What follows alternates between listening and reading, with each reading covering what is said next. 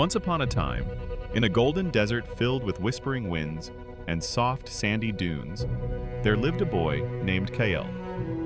He was a brave young warrior, fast on his feet and strong with a sword. But Kael had one little problem. His mind was wild.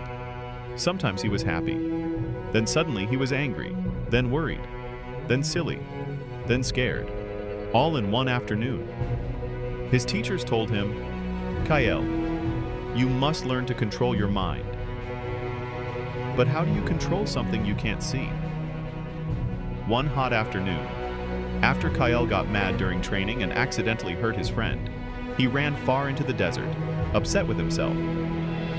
"I don't want to feel this way," he shouted into the wind. "Why can't I just stay calm?" He wandered and wandered until he found a strange rock shaped like a lion's paw. Tired and thirsty, Kael sat down. And that's when he heard a soft voice. "Why do you let your thoughts pull you around like a puppet?"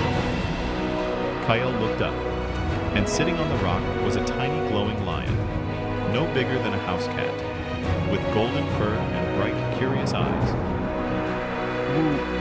Who are you?" Kael asked.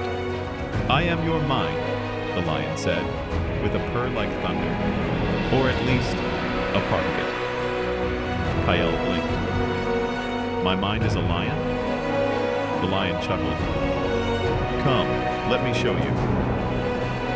Before Kael could ask more, the lion leapt, and suddenly Kael was inside a magical room with thousands of strings hanging from the sky. Each string was tied to a little Kael doing something different.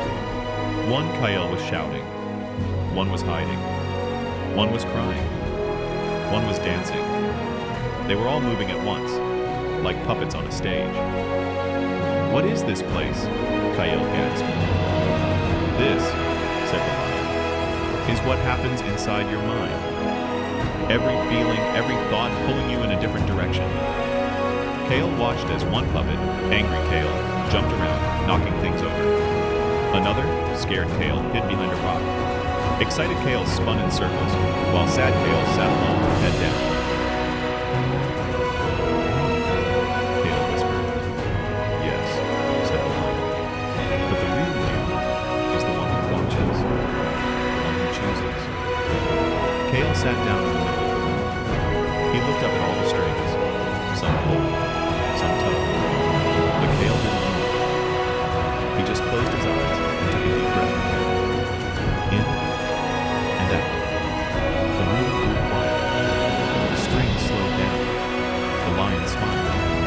And then, poof, it was gone. In its place was a shiny mirror. Kael looked into it and saw himself. Not angry, not scared, not loud or lost. Just Kael, calm and strong. From that day on, when Kael felt like too many thoughts were pulling him around, he remembered the lion. He sat still, breathed deeply, and chose which feeling to follow. He became not just a great warrior, but a wise one. And his mind? It still roared sometimes. But Kael had learned when to roar back and when to listen. Your mind is full of voices, but you are the one who decides which one to hear. Please like, share, and subscribe for more wisdom.